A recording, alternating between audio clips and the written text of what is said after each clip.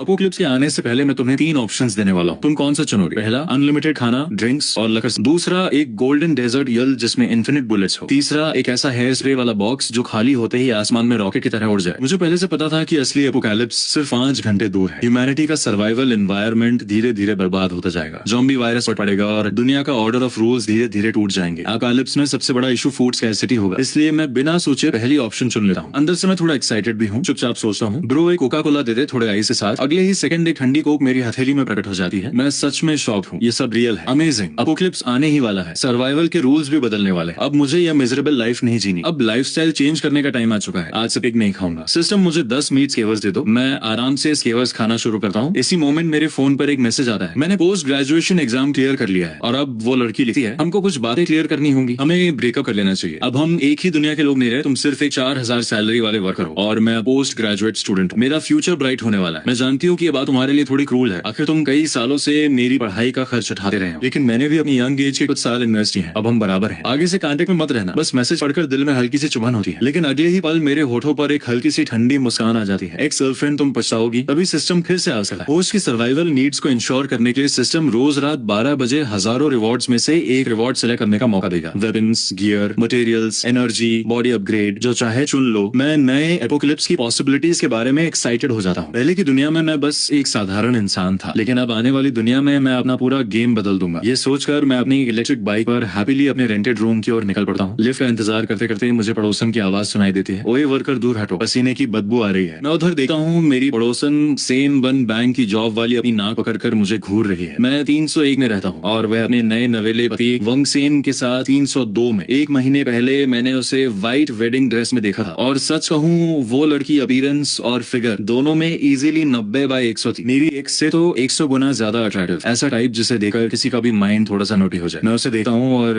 मेरे होठों पर फिर वही हल्की रहस्यमयी मुस्कान आ जाती है। सैनबान चिढ़ जाती है, क्या घूर रहे हो? पूरे दिन काम करके थक जाती हूँ और ऊपर से तुम्हारे जैसे लूजर से सामना हो जाए तो दिन खराब हो जाता है। उसका हस्बैंड एक कॉर्पोरेट कंपनी में हाई एग्जीक्यूटिव है। दोनों अपने आप को सोसाइटी की लीड समझते हैं और हम जैसे लोगों को दिल से नीचा समझते हैं। लिफ्ट आती है, मैं अंदर चला जाता हूँ। सनबान न्यूक्लियरली डिसाइड करती है कि वह अगली लिफ्ट लेगी, लेकिन दरवाजा बंद होने से पहले मैं धीरे से बोल देता हूँ, बाय द वे अगर रात में भूख लगे तो मेरे पास आ जाना। दरवाजा बंद। सेम बनोए शॉक हो जाती है। उसके चेहरे पे इंस्टेंट गुस्सा आ जाता है। मुझे क्यों समझा तुमने? क्या मैं तुमसे खाना मांगने आऊंगी? पागल हो क्या? मैं कमरे में पहुंचता हूँ, वार्डरोब खोलकर सारा विंटर स्टफ निकालता हूँ क्योंकि बहुत जल्द एक्सट्रीम कोल्ड अपोक्लिप्स आने वाला है। तभी अचानक दरवाजा जोर जोर से पीटा जाता है। बाहर से सैन बानियों की आवाज, ओए लूजर बाहर निकल, अभी एक्सप्लेन करो आपने वो बात क्यों कही थी। चुप मत जाना, पता है अंदर ही हो। इसी आवाज में उसका हस्बैंड भी बाहर आता है। क्या हुआ सावे, इस लूजर के दरवाजे पर क्यों चिल्ला रही हो? हस्बैंड, ये लूजर मेरा हरासमेंट कर रहा है, इसे मैं चैन से रहने नहीं दूंगी। उसका पति गुस्से मेरी तरफ देखा है, लेकिन जैसे ही मेरी ठंडी और स्टेडी नजर से उसकी नजर टकराती है, उसका गुरु गायब हो जाता है। बॉडी से वह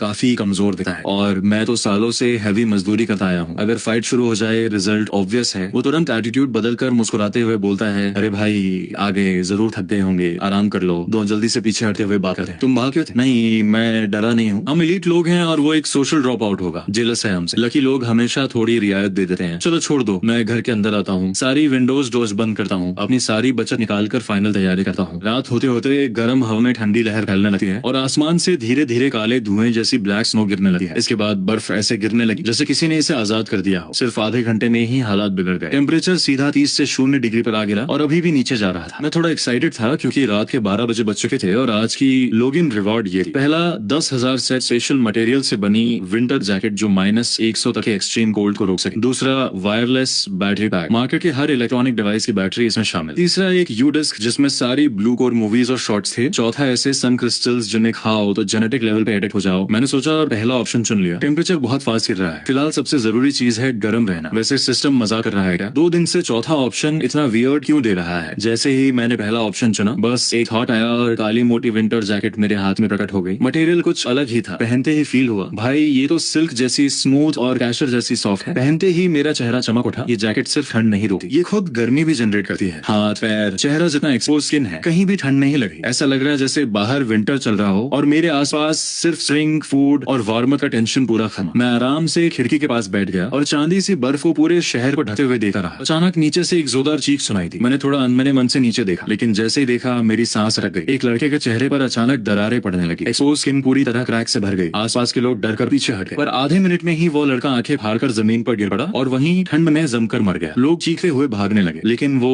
अकेला केस नहीं था। थोड़ी ही देर में कई लोगों के शरीर पर ऐसी ही दरारें दिखने लगी। पूरा सोसाइटी केओस में बदल गया। मैं ध्यान से ऑब्जर्व करने लगा। ये सब थोड़ी देर पहले बाहर बर्फ में खेल रहे। इसका मतलब ये बर्फ टॉक्सिक है, जिसकी स्किन पर ये टॉक्सिक ब्लड पड़ी। 5 मिनट में क्रैक्स और 30 सेकंड में डेथ। ये कंटेजियस है या नहीं पता नहीं। मेरी सांस तेज हो गई। ये सच में बहुत डेंजरस है। कुछ ही देर में नीचे 10 से ज्यादा लोग मर चुके थे। मैंने फोन निकाला और न्यूज देखी। Toxic snow confirm. ये हेडलाइन टॉप ट्रेंड्स में थी। हमारी सोसाइटी के ओनर ग्रुप में भी हाहाकार मच गया। किसी के पास मेडिसिन है, बच्चे को बचा लो, पानी, मिनरल वाटर, स्नैक्स चाहिए, मैं डबल प्राइस दूंगा। बाहर हालात बहुत खराब है, कोई हेल्प करो। समझदार लोग जान चुके थे कि ये कोई छोटा डिजास्टर नहीं है। सिर्फ 1 घंटे में बर्फ आधा मीटर ऊंची हो चुकी थी और रुकने का नाम नहीं ले रही थी। मैंने दरवाजे खिड़कियां चेकी ताकि जरा सी भी बर्फ अंदर ना आए और फिर आराम से सो गया। अगली सुबह 8 बजे उठा, खिड़की के पास गया और देखा तो मेरा मुंह खुला रह गया। कल जो बॉडीज दिख रही थी वो सब अब बर्फ के नीचे दब चुकी थी। बर्फ की ऊंचाई अब पहली मंजिल को पार कर चुकी थी। टेम्परेचर गिरकर -30 हो चुका था। सौभाग्य से अभी स्नोफॉल रुकी हुई जैसा सोचा था। पानी, बिजली, गैस सब बंद। ये टॉक्सिक स्नो अपने आप में खतरा थी। ऊपर से अब बिजली भी नहीं। इतने लो टेम्परेचर में लोग कैसे सर्वाइव करेंगे? मुझे कोई टेंशन नहीं थी। मैं घर में बैठकर हॉट पॉट खा रहा था, हॉट ड्रिंक पी रहा था और ग्रुप चैट की हालत देख रहा था। पूरी रात पैनिक के बाद लोग शांत पड़ चुके थे। शायद खून के जहर ने ऐसा किया हो। अब हेल्प मैसेजेस भी कम थे और कोई हेल्प करने वाला नहीं था। पूरा दिन मैं घर से बाहर नहीं निकला। रात 12 बजे नई रिवॉर्ड आ गई। चौथा ऑप्शन हमेशा की तरह वियर्ड था। दिल तो गोल्डन डेजर्ट ईगल पर आ गया, पर आखिर में मैंने दूसरा ऑप्शन चुन लिया। लगा है रिवॉर्ड्स रिपीट हो सके तो घबराने की जरूरत नहीं। अगली बार गन फिर आई तो सेलेक्ट कर लूंगा। जैसे ही मैंने स्ट्रेंथ अपग्रेड ली, मुझे फील हुआ एक दमदार पावर बॉडी में उठी। मैंने सामने की वुडन स्टोन डाइनिंग टेबल पर मुक्का मारा और उसका कोना टूटकर बिखर गया। 0 pain, 0 damage, pure brute strength. अगले 3 दिन मैं घर में ही रहा। हैवी स्नोफॉल आती जाती रही। बर्फ ऑलमोस्ट मेरे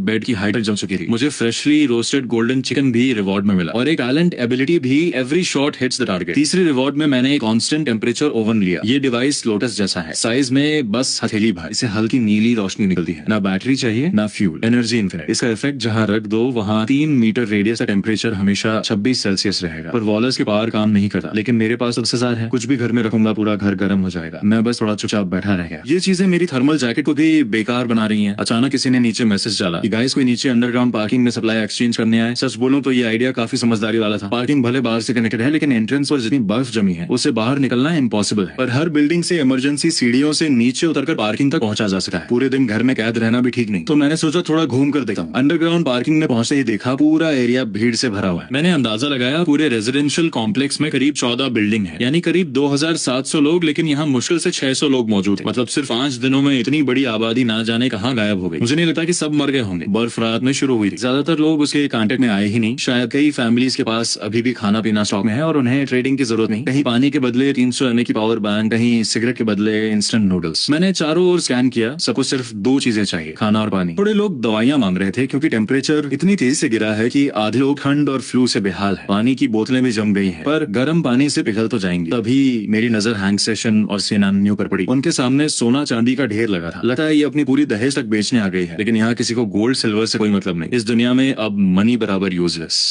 लोग उन्हें इग्नोर कर रहे थे। सेन ने ऊपर देखा, मुझे देखा और तिरछी सी स्माइल दी। उसकी आंखों में साफ था कि उसे मेरे लिफ्ट वाले शब्द याद आ गए थे। अगर भूख लगे तो रात में मेरे पास आ जाना। शायद उसे सच में लगा कि मुझे पहले से पता था बर्फ गिरने वाली है। मैं उसे इग्नोर करके आगे बढ़ा। फिर मेरी नजर एक खूबसूरत लड़की पर पड़ी। किसी सेलिब्रिटी से कम नहीं। वह अकेली एक कोने में बैठी थी। उसके सामने ब्रांडेड पर्स, कॉस्मेटिक्स, लेकिन कोई पूछने वाला नहीं। लोग सिर्फ ये कह रहे थे, पहली जानकारी, खून वाली टॉक्सिन सिर्फ स्किन कांटेक्ट से फैलती है, हवा से नहीं। ये अच्छी खबर थी, वरना कोई वेंटिलेशन भी नहीं करता। दूसरी, कुछ लोग भूख से मजबूर होकर बाहर एक्सपेरिमेंट करने गए थे। रिजल्ट ये निकला कि अगर तुम छाता लेकर जाओ और खून को टच ना करो तो तुम उन जगहों पर चल सकते हो जहाँ बर्फ कम हो। प्रॉब्लम यह है कि अभी रेजिडेंशियल एरिया में बर्फ की गहराई 3 मीटर से ज्यादा है। बाहर निकलना ऑलमोस्ट इम्पॉसिबल। कुछ लोग घर के टूल्स से अपने व्हीकल मॉडिफाई करके बाहर निकलने की बात कर रहे थे। Honestly pure nonsense. इतनी बर्फ में जेसीबी भी फंस जाए, वहाँ कार क्या करेगी? तीसरी खबर, जिन लोगों को खून की टॉक्सिन लगी है उनकी प्यूपल्स पूरी सफेद हो रही हैं। उनके फ्रोजन चेहरे इतने डरावने लगते हैं कि बस मैंने सोचा ये वाकई फ्यूचर ज़ोंबीज बन सकते हैं। और अगर मौसम गर्म हुआ तो बॉडीज डिफ्रॉस्ट होंगी। फिर इसलिए मैंने मन में ठान लिया, आगे से कोई भी स्ट्रेंथ बूस्ट वाला विकल्प है बस वही चुनूंगा। जितनी ताकत उतनी सर्वाइवल चांस। तभी वही लड़की लिंसू मेरे पास आई। गपो ये ब्रांडेड बैग्स हैं, हजारों डॉलर के, थोड़ा खाना दे दो ना इनके बदले। मैंने कहा इन चीजों की यहाँ कोई वैल्यू नहीं, कुछ प्रैक्टिकल ला सकती हो? उसका चेहरा गिर गया। उसे खुद भी पता था कि ब्रांडेड पर्स अब शो पीस है। सब लोग टमाटर की तरह लिपे बैठे हैं। किसे फैशन की पड़ी है, वह अकेली रहती है। उसके पास कोई प्रोटेक्टर नहीं। उसका असली वैल्यू एसेट सिर्फ वही खुद थी। लेकिन वह भी इतनी जल्दी सरेंडर नहीं करना चाहती। वो फिर बोली, गपो। उसने जेब से काली प्लास्टिक बैग निकाली। मैंने खोला और सच में स्पीचलेस हो गया। अंदर भरे थे लंबे छोटे सिल्क नेट, हर तरह के महिलाओं के स्टॉकिंग्स, और वह भी यूज किए हुए। और वो मुझे गुआ बुलाकर समझ रही थी कि मैं कोई लूजर हूँ जो ये चीजें लेकर खुश हो जाऊंगा। वो झुकर बोली, यूज्ड है, वॉश भी नहीं है। समझदार हो ना? मैंने बैग वापस पकड़ा दिया। मुझे फालतू एक्सचेंज की जरूरत नहीं थी। मैं तो बड़े शिकार के लिए फिशिंग लाइन फेंक लिख रहा था। मैंने जेब से एक ब्रेड बाहर निकाली और उसके सामने कहा, अगर सच में खाना है तो मेरे घर आ जाओ, हम दोनों एडल्ट हैं, समझ रही हो मैं क्या कह रहा हूँ। वह वहीं खड़ी दांत भीती रह गई। प्री अपोकैलिप्स वर्ल्ड में वह मेरे जैसे बंदे को घूरना भी पसंद न करी, और अब उसके पास कोई और चारा नहीं, मेरे पास खाना था। मैं आगे बढ़ा। करीब 2 मिनट घूमने के बाद अचानक इमरजेंसी एग्जिट का दरवाजा धड़ाम से खुला और वहां से 3 पहाड़ जैसे आदमी बाहर भागे। हर किसी के हाथ में किचन वाले बड़े चाकू। सैन ब्याओ जो इस पूरे गैंग का लीडर था, उसके चेहरे पर इतनी मोटी मोटी परतें थी कि एक नजर में ही लगता था कि ये बंदा हार्डकोर क्रिमिनल है। भाइयों छीन लो, बोलते ही वो सबसे आगे दौड़ पड़ा और सबसे पास वाले स्टॉल पर टूट पड़ा। उस स्टॉल की मालकिन करीब 70 साल की बूढ़ी औरत थी। उसके पास सिर्फ एक डिब्बा था बुजुर्गों वाला मिल्क पाउडर। यही उसकी आखिरी उम्मीद थी खाने के बदले में कुछ पाने की। लेकिन संबियाओं ने बिना सोचे समझे वो डिब्बा छीन लिया। बूढ़ी ने उसका हाथ पकड़कर अपनी चीज वापस लेने की कोशिश की, लेकिन सन ब्याओ की आंखों में ठंडापन चमका। उसने किचन वाला चाकू उठाया और बिना किसी दया के वार कर दिया। बूढ़ी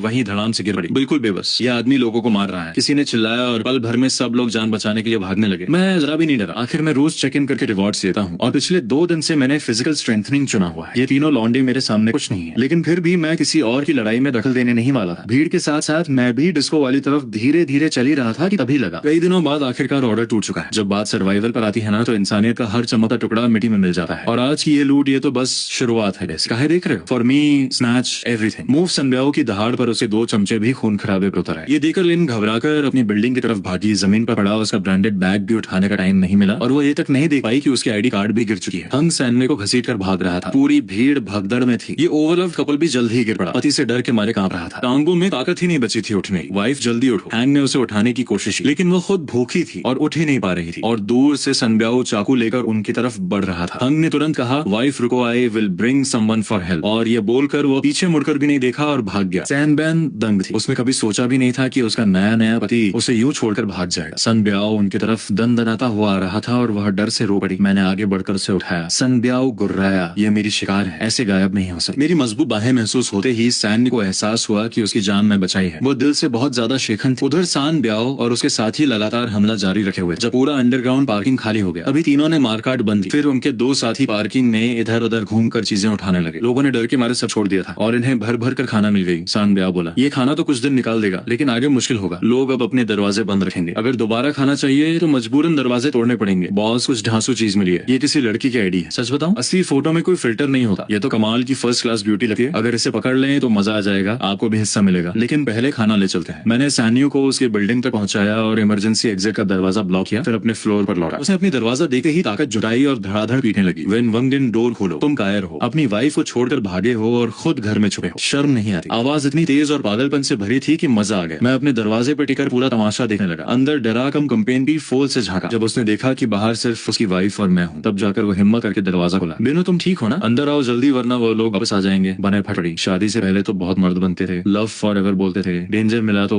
वाइफ को छोड़कर भाग गए। मैं अंधी थी जो तुमसे शादी कर ली। मैं किनारे खड़ा ये पूरा सीन एंजॉय कर रहा था और ये देखकर वांग सेन का चेहरा और भद्दा हो गया। वो बोला, नहीं बनियो, मैं डर नहीं रहा था। मैं तो हेल्प लेने गया था पर कोई मिलने को तैयार ही नहीं था, इसलिए टूल्स लेने वापस आया था ताकि तुम्हें बचा सकूं। तुम मानो प्लीज। तो फिर दरवाजा बंद क्यों कर दिया था? इस सवाल का कोई जवाब उसके पास नहीं था। बेनो रोते के बोली, घर का साथ खाना पीना खत्म हो गया है। अभी अभी मेरा मिरर ब्रेसलेट बीक हो गया। मैं क्या करूं? मैं अभी भी यंग हूं। मैं तुम्हारे साथ भूख से मरना नहीं चाहती और रोना शुरू कर दिया। इस वक्त सैन्यू पूरी तरह लाचार थी। वांग सेन भी उतना ही बेबस था। सोसाइटी में खुद को बड़ी एलाइट क्लास समझता था, सालाना लाखों कमाता था, लेकिन इस हालात के सामने उसकी औकात साफ दिख रही थी। अचानक उसकी नजर मेरी तरफ आई। मैं जो एक कोने में खड़ा मुस्कुराते हुए पूरा सीन एंजॉय कर रहा था। उसी वक्त उसे एहसास हुआ कि कुछ तो गड़बड़ है। ये लड़का दिखने में सही ठाक लगा है, चेहरा भी फ्रेश है, इसे बिल्कुल भूख नहीं लगी। वोमजन हिचकिचाते हुए बोला, भाई तुम्हारे घर में खाना है क्या? हाँ, और काफी है। ग्रेट, क्या थोड़ा हमारे साथ शेयर करोगे? Actually no. मैंने जेब से ठंडी ड्रिंक निकाली, एक घूंट लिया और कड़क आवाज के साथ कैन खोली। हेवनली सोल्जर वाला साउंड आया। ऊपर से ड्रिंक आइस कोल्ड थी। मजा आ गया। वांग सेन और उसकी बीवी की आंखें गुस्से से बाहर आने वाली थी। उन्हें देखकर मैं अंदर ही अंदर हंसा। कभी भी एक गरीब दिखने वाले लड़के को अंडर एस्टिमेट मत करो, वरना बाद में पकड़ में भी नहीं आओगे। वोंगसन ने गोल गोल मुस्कुराहट डाली। हम पड़ोसी हैं, जैसा कहते हैं, near by neighbour is better than far away relative. तुम थोड़ा खाना दे दो, बदले में जब स्थिति ठीक हो जाएगी तो मैं तुम्हें अपनी कंपनी में जॉब दिलवा दूंगा। 6,000 पर मंथ। चलो 8,000 ही सही। मैं हंस पड़ा। ये आदमी अभी प्री एपोकलिप्स माइंडसेट में जी रहा है। मैंने एक क्रिस्पी फ्राइड चिकन का बड़ा सा पीस निकाला और खाना शुरू किया। वांगसन और उसकी बीवी की आंखें उसी चिकन पर टिकी रह गई। सेन धीमी आवाज में बोली, प्लीज हम पैसे देकर खरीद लेंगे, टाइम बदल चुके हैं। अभी भी समझ नहीं आया तुम्हें दोनों को। वांगसेन ने पूछा, तो फिर क्या चाहिए तुम्हें? किस बात पे तुम खाना शेयर करोगे? मैंने आंखें थोड़ी सिकोड़ कर सैनी को देखा और हल्की मुस्कान दी। सिंपल है, मेरा घर पिछले कुछ दिनों से थोड़ा मैसी है। मुझे एक औरत चाहिए जो साफ सफाई कर दे। तुम्हारी पत्नी मेरी मेड बन सकती है। रोज सुबह 8 बजे से रात 8 बजे तक मेरा घर साफ खाना पीना सर्व करे। सैलरी उससे मैं दिन में 3 टाइम खाना दूंगा और घर जाते वक्त एक ब्रेड का स्लाइस और एक पानी की बोतल बोतल लेकर जा सकी है। डील कैसा है? सैनियों का चेहरा लाल हो गया। वो गुस्से से बोली, तुम हद कर रहे हो, मैं तुम्हारा घर क्यों साफ करूं? मैं एक एलाइट सोशल लेडी हूँ और तुम एक डिलीवरी बॉय। मेड बनो? Are you kidding me? मैं बोला, तो रहने दो, कोई इशू नहीं। और मैंने अपनी डोर बंद कर दी। मेरे पास तो खाने पीने की फुल सप्लाई है, मुझे कोई जल्दी नहीं। रात में मैंने मूड में आकर हॉटपॉट बनाया, बीफ, मटन,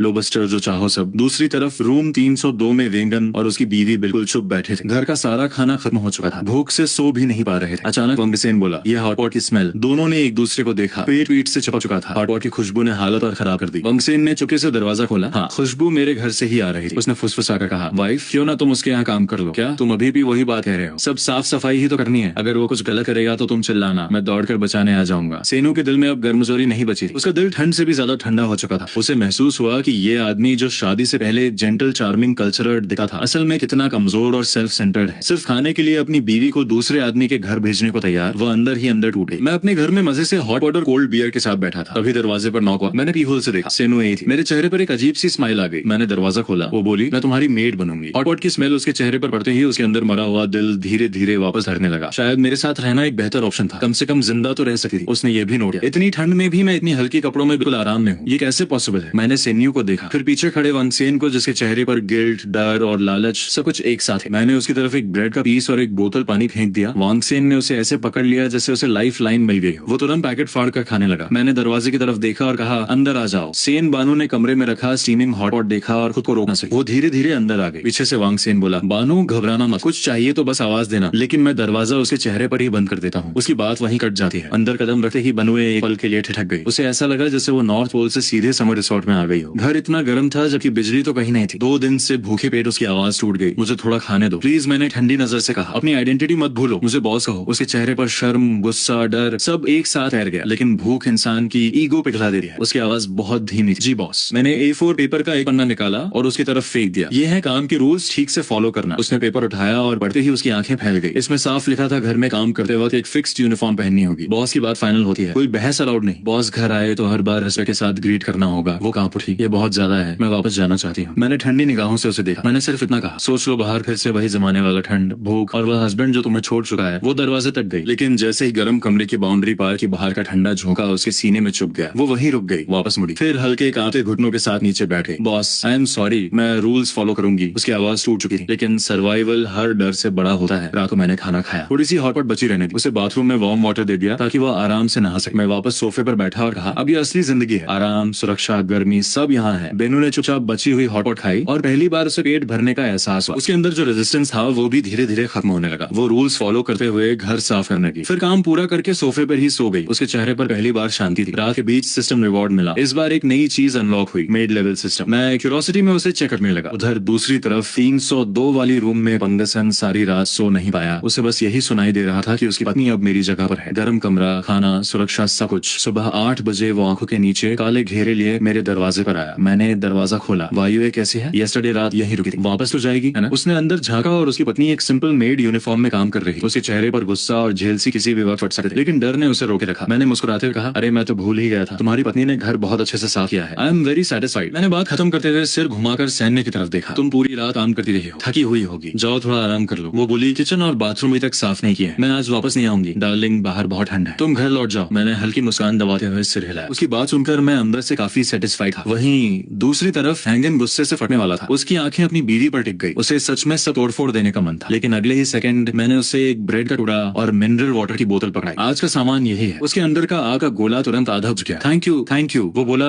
अगर सफाई बाकी है तो काम जारी रख सकती है, मैं डिस्टर्ब नहीं करूंगा। मैंने सेन वाणी की तरफ देखा तुम्हारा हस्बैंड तुम्हारे लिए आया भी नहीं, उसे सिर्फ खाना चाहिए था। उसे थोड़ा दुख हुआ, पहले जितना नहीं। लगता था वो धीरे धीरे यहाँ मेरे साथ रहने की आदत डाल रही। हैंगन घर लौट गया, चेहरा पूरी तरह ठंडा, ऑलमोस्ट डेड इनसाइड। सेन का अभी का बिहेवियर साफ बता रहा था कि वो अब मेरे कंट्रोल में आ चुकी है और यही बात उसके अंदर आग जलाने लगी। तुम वहीं जाना चाहती थी, सही? उसने दांत पीसते हुए सोचा, नहीं, मुझे उसकी सारी फूड सप्लाई हटानी पड़ी। इमरजेंसी स्टेयर केस पर बिल्डिंग के बचे हुए कुछ लोग इकट्ठा हुए। अंगीन का दिल ठंडा पड़ गया। पूरे बिल्डिंग में मुश्किल से 100 लोग बचे थे, बाकी सब ठंड, भूख या झड़ से मर चुके। एक आदमी बोला, स्थिति बहुत खराब है, हमें मिलकर काम करना चाहिए। कल हम सब अंडरग्राउंड पार्किंग में ट्रेडिंग करने गए थे, लेकिन फूड अलायंस ने हमला करके सब लूट लिया। अब कोई नीचे जाने की हिम्मत नहीं कर रहा। ऐसे में जिंदगी और मुश्किल होगी। मेरी राय है, उसने कहा, जो परिवार बचे हैं वह एक अलायंस बना लें, रिसोर्सेज शेयर करें और मिलकर इस क्राइसिस का सामना करें। भीड़ में से किसी ने चिल्लाया, बातें मत करो, सब भूखे मर रहे हैं, तुमसे रिसोर्सेज शेयर क्यों करें? एक और आदमी बोला, हर परिवार से एक जवान आदमी प्रोटेक्शन टीम में भेजो। सोचो, हम पहली मंजिल के 101 से शुरू करके हर दरवाजे पर सप्लाई के लिए सर्च करेंगे। जहाँ घर में कोई जिंदा ना मिले वहाँ से सारा सामान ले लेंगे। फूड अलायंस लोगों को मारती है तो हम चुप नहीं बैठ सकते। वो 3 है, हम 10 से ऊपर, डरने की जरूरत नहीं। लोग धीरे धीरे सहमत होने लगे। फिर सवाल आया सप्लाई पार्टी कैसे जाएंगी? जवाब मिला जो प्रोटेक्शन टीम में शामिल होंगे उन्हें हिस्सा मिलेगा। एक बूढ़ी औरत बोली, लेकिन मेरे घर में तो सिर्फ मैं और मेरी बेटी है, मैं 60 की हूँ, हम तो हिल भी नहीं सकते। एक आदमी चिल्लाया, यह सिस्टम गलत है, हम बूढ़े लोग क्या करें? हैंगिन के चेहरे पर एक दुष्ट चमक आई। ओल्ड विच मुफ्त में खाना चाहती है, लेकिन वो बोल पाता उससे पहले एक मध्यम उम्र का आदमी फट पड़ा। मुझे परवाह नहीं तुम जियो या मरो, वही होगा जो आंसन कह रहा है। जो काम करेगा वही खाएगा, जो जीना चाहता है उसे ओबे करना होगा, जो नहीं मानेगा कॉन्सिक्वेंसेस झेलेगा। अंगेन ने मन ही मन इस बात का समर्थन किया, लेकिन भीड़ अचानक चीखने लगी। मध्यम उम्र के आदमी का चेहरा काला पड़ गया। उसने तुरंत उस औरत का सिर पकड़कर दीवार पर दे मारा। बार बार खून हर तरफ फैल गया। सर्वाइवल का दबाव पूरी तरह जानवरपन बन चुका था। वो आदमी उस औरत को वहीं पीट पीट कर खत्म कर देता है। ये देखकर बाकी सब भी डर के मारे जम जाते हैं। करीब दर्जन भर मर्द एक दूसरे को ऐसे देखते हैं जैसे किसी इनविजिबल लॉ को खोल दिया गया हो। बेकार लोगों को बाहर निकालो, काम के लोग रहेंगे, जो नहीं मानेंगे हटाओ। जैसे हंगेन स्तब्ध था। उसकी प्लानिंग थी प्रोटेक्शन टीम बन जाए तो वह मुझे धमका कर खाना ले लेगा और अपनी पत्नी को बचा लेगा, लेकिन उसने इंसानों की असली बुराई को अंडर एस्टिमेट कर दिया। उसके जैसा डरपोक आदमी वहाँ रह भी नहीं सका था। वो लड़खड़ाता हुआ अपनी फ्लैट की ओर भागा। घर लौटकर सैन्य ने पूछा, मालिक बाहर लड़ाई हो रही, क्या हुआ? मैंने ठंडे सुर में कहा, मुझे फर्क नहीं पड़ता, जो करना है करो, बाकी चीजों के बारे में सोचने की जरूरत नहीं। कॉम्प्लेक्स के हर ब्लॉक में इसी तरह की साफ सफाई या कहें खून खराबा शुरू हो चुका था। हर जगह मर्द एकजुट होकर डोर टू डोर खाने की तलाश में निकल पड़े। बिल्डिंग 3 के रूम 403 में रहती थी लिंगसू, एक अकेली रहने वाली लाइव स्ट्रीमर। उसने ढेरों स्नैक्स जमा किए थे, इसलिए अब तक बची हुई थी। लेकिन अपोकलिप्स किसी का इंतजार नहीं करता। 20 मर्दों का एक छोटा गैंग उसके दरवाजे पर दस्तक दे रहा था। और इसके बाद क्या होगा ये तो साफ दिख रहा था। पीप होल से लिंगवे ने साफ देख लिया कि 401 की डोर तोड़ दी गई है। बगल से आने वाली चीखें उसे अंदर तक हिला देती है। उसका पूरा शरीर डर से कांपने लगता है। अंदर तक हिला। लिंगवे जानती है कि वह उस औरत से भी ज्यादा ब्यूटीफुल है और अगर ये लोग उसे देख ले तो हाल और भी बुरा हो सकता। अचानक उसे वह आदमी याद आता है जिससे वह कल अंडरग्राउंड पार्किंग में मिली थी। उसने कहा था कि वह ब्लॉक 301 में रहता है। उसे किसी भी तरह उससे हेल्प लेनी ही होगी। बाहर पूरा माहौल कियोस्क में बदल चुका है। जल्दी ही उसकी डोर पर भी नॉक होने वाला है। वो भागकर बालकनी पर आती है। आज बर्फ नहीं गिर रही थी, ये उसके लिए राहत की बात थी। वो विंडो की जमी हुई बर्फ हटाती है, शीशा खोलती है और बाहर झांक। ब्लॉक 3 और जिस बिल्डिंग में मैं था उनके बीच हार्डली 20 मीटर का गैप था। विंडो से बालकनी साफ दिखाई दे रहा था। वो बिना सोचे समझे घर की सारी बॉटल्स और कैंस नीचे फेंकने लगी है। उसका प्लान था कि किसी तरह मेरा ध्यान अट्रैक्ट हो जाए, पर उसकी एम बहुत खराब थी। कई बार फेंकने के बाद भी एक बार भी हिट नहीं हुआ। एंजाइटी बढ़ती जा रही थी। आखिरकार स्किन केयर वाली एक बोतल मेरे विंडो के पास जाकर टकराई। ग्लास नहीं टूटा, लेकिन जोर का थर्ड हुआ। मैं जो सनबर्न को मेड की ट्रेनिंग दे रहा था, बालकनी पर आया और नीचे देखा। वहाँ लिंग हाथ हिलाते हुए खड़ी थी, डर से ऑलमोस्ट रोते हुए। प्लीज सेव मी, ये लोग अंदर घुसने वाले हैं। उधर 401 में बैठे आदमी को भी महिला की आवाज सुनाई देती है। सोफा पर बैठा बल्कि आदमी जिसका नाम जैन दहान था, जो ब्लॉक 3 का सेल्फ डिक्लेयर्ड लीडर था, तुरंत उठा है। सिगरेट मुंह में दबाए हुए वह आवाज की दिशा में देता है। बॉस, ये आवाज 403 से आई है। वहाँ एक औरत रहती है। दन हाथ हिलाकर अपने लोगों को 403 की तरफ ले जाता है। कुछ ही देर में दरवाजे पर जोर जोर से पाउंडिंग शुरू हो जाता है। लिंग डर जाती है और बालकनी से मेरी तरफ चिल्लाती है, please save me, they are coming, I will do anything. मैं आर्म्स फोल्ड करके हंसी दबाते हुए कहता हूँ, सेव तुम्हें कर दूं, लेकिन तुम्हें पता है उसकी कीमत क्या होगी? लिंगे की आंखें भर आती हैं। काफी आवाज में बोलती है, बस मुझे बचा लो, मैं तुम्हारी गर्लफ्रेंड बनाऊंगी। मैं हल्के से रह जाता हूँ, गर्लफ्रेंड की जरूरत नहीं है। और तभी से जो मेड वाला स्पेशल आउटफिट पहने हुए थी धीरे धीरे मेरे पास आती है। लिंगू उसे देखकर शौक में जम जाती है। उसके चेहरे पर साफ लिखा था, ये बंदा नॉर्मल नहीं है, ये कुछ और लेवल पे है। मैं सेनो के बालों पर हाथ फेरता हूँ और लिंगू की तरफ देखता हूँ। आई कैन सेव यू, लेकिन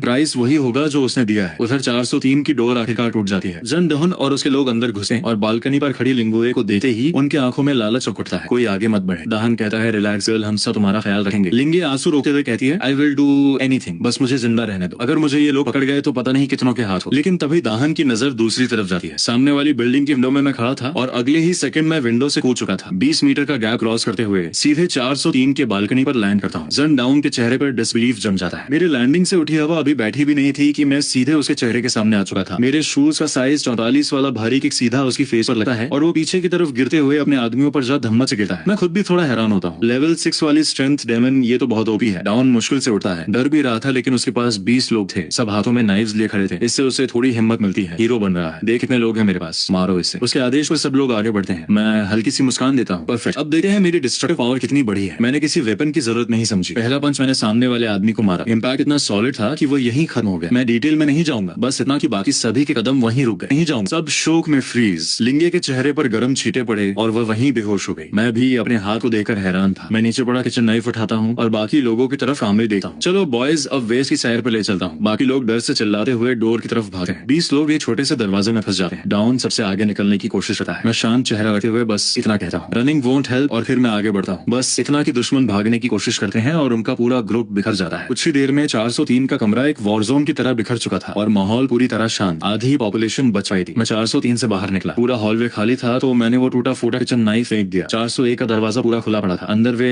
औरत जो मरने ही वाली थी घिसते हुए दरवाजे तक पहुंचने की कोशिश कर रही थी। उसने बड़ी मुश्किल से मुझसे मदद मांगी। मैंने अंदर झांका। ये औरत दिखने में एवरेज ब्यूटी थी। उम्र शायद 30 से 40 के बीच। अगर ये दुनिया तबाह ना हुई होती तो शायद अभी भी अच्छी लगती, लेकिन अब उसका टाइम खत्म था। शायद आखिरी होश में थी। मेरी बेटी को बचा लो। उसने उम्मीद से मेरी तरफ देखा। मैंने ठंडे मन से कहा नॉट इंटरेस्टेड। ये बोलकर मैं मुड़ने लगा। उसकी आंखों की रोशनी धीरे धीरे बुझने लगी। सिर जमीन पर गिरा। उसकी लाइफ फेड होते होते उसने कुछ ऐसे शब्द बोले कि मेरे कदम रुक गए। आइज से रिजॉल्व हो सका है। बात पूरी करने से पहले ही उसने आखिरी सांस ली। University of science and technology of Hanche. मैंने आंखें थोड़ा सिकोड़ ली। ये बात मेरे लिए इंटरेस्टिंग थी क्योंकि मेरी एक्स गर्लफ्रेंड जो यूफई भी इसी यूनिवर्सिटी की थी। मैं लाश को देखा, हल्का सा सांस छोड़ा और उसके घर में घुस गया। उसका पति पहले ही फर्श पर गिरा पड़ा था। आंखें खुली यकीन के बाहर। मैंने घर में एक फैमिली फोटो ली। तस्वीर देखते ही मेरी नजर चमक गई। उनकी बेटी काफी खूबसूरत। उस लड़की में साफ साफ यूथ वाइब था। हंसते समय क्यूट से डिंपल में अंदाजा लगा सका था कि वो स्टार लेवल की ब्यूटी है। शायद सनम यूएस से भी ऊपर एकदम परफेक्ट मेल कैंडिडेट। और हाँ, उसका नाम भी पता चल गया। चुजुंगसी उम्र 19, second year communication department, Hanchen university. मैंने कहा गुड, वेरी गुड। जब बाहर निकलने लायक ताकत हो जाएगी तो मैं हनचेन यूनिवर्सिटी जाऊंगा। उम्मीद है वह अभी भी जिंदा हो। और याओ यूफे, तुम भी मरना मत। मैंने चेन यंगसी की फोटो जेब में रखी और 403 वापस आकर लिंसू को जगाया। वो उन्नी आंखों से उठी और उसने मुझे खून में लथपथ और घर को एकदम हेल जैसा देखा। उसने चीखने की कोशिश की पर मैंने एक थप्पड़ लगा दिया। क्यों चिल्लाती हो? स्वानिंग। लिंसू होश में आई, डर से कांप रही। चलो मेरे साथ आओ। मैं उठकर बाहर निकल गया। वह लाशों से भरे कमरे को देखकर उल्टी करने जैसी हालत में थी। पैर कांप रहे थे लेकिन मैं आगे बढ़ चुका था तो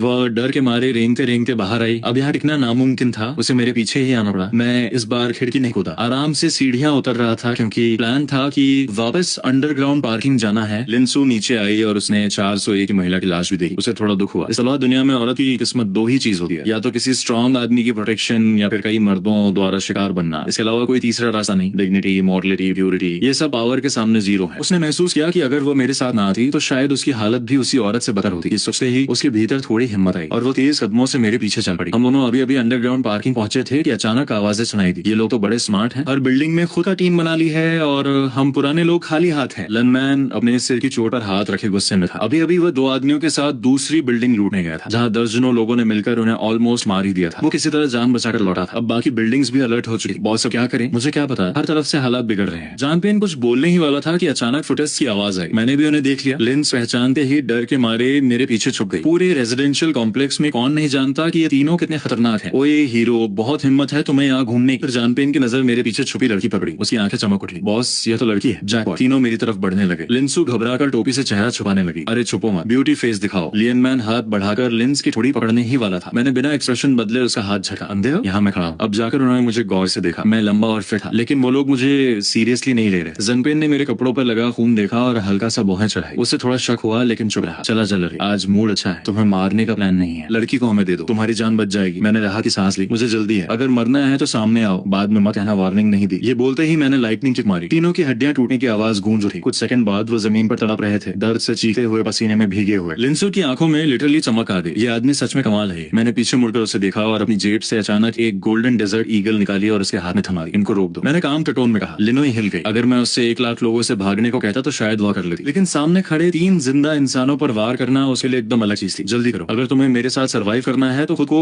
डिफेंड करना सीखना पड़ेगा। मैंने सीधी बात कही और बंदूक उसके हाथ में रख दी। गोल्डन डेजर्ट ईगल थोड़ी भारी थी। ठंडी मेटेलिक फील उसके हाथों में उतर गई और उसी पल उसे समझ आ गया कि ये कोई खिलौना नहीं है, ये रियल है। मैंने उसे शांत होकर समझाया कि बंदूक कैसे पकड़ते हैं, ट्रिगर कहाँ दबाना होता है। दोनों आदमी उसे देखकर हंस पड़े। ये क्या है? Toy gun. उनमें से एक बोला स्केयर करने की कोशिश मत करो गर्ल। दूसरे ने कहा। लेकिन लिनवे के अंदर का डर धीरे धीरे गुस्से में बदल गया। मैं उसके कान के पास झुककर बोला, ये लोग दूसरों को चोट पहुंचाते हैं, तुम डिफेंड करने का हक रखती हो। लिनू ने होंठ भी, आंखें नम हुई और फिर उसने ट्रिगर दबाया। अंडरग्राउंड पार्किंग में एक भारी ब्लास्ट गूंजा। एक आदमी गिर पड़ा। बाकियों की आंखों में शौक था। वो दर्द से चीखते हुए भागने की कोशिश करने लगे। लिनवी बंदूक पकड़े खड़ी थी, हाथ कांप रहे थे, लेकिन आंखों में पहली बार डर के बजाय अवेयरनेस थी। उसे इंस्टेंटली याद आया कि जो महिलाएं खुद को बचा नहीं पाती उनके साथ दुनिया कितनी क्रूर हो सकती है। उसने बाकी आदमी की तरफ कदम बढ़ाया और गोली चलाई। इस बार बुलेट उसके पैर में लगी और वो दर्द से चीखते हुए गिर पड़ा। मैंने पास आकर गन ले ली और शांत टोन में कहा, गुड। लिनवी वहीं बैठ गई। उसके हाथ कांप रहे थे। उसने साइड में जाकर उल्टी कर दी। यह नॉर्मल था। कोई भी पहली बार इतनी टेंशन के बाद ऐसा ही फील करता है। मैंने आखिरी आदमी की तरफ देखा जो अब डर के मारे गिरा रहा था। मैं सब करूंगा। मैंने उसे शांतिपूर्वक रोक दिया। थोड़ी देर बाद जब लिनू संभल गई, वो आंखें लाल किए मेरे पास आई। कुछ कहना चाहती थी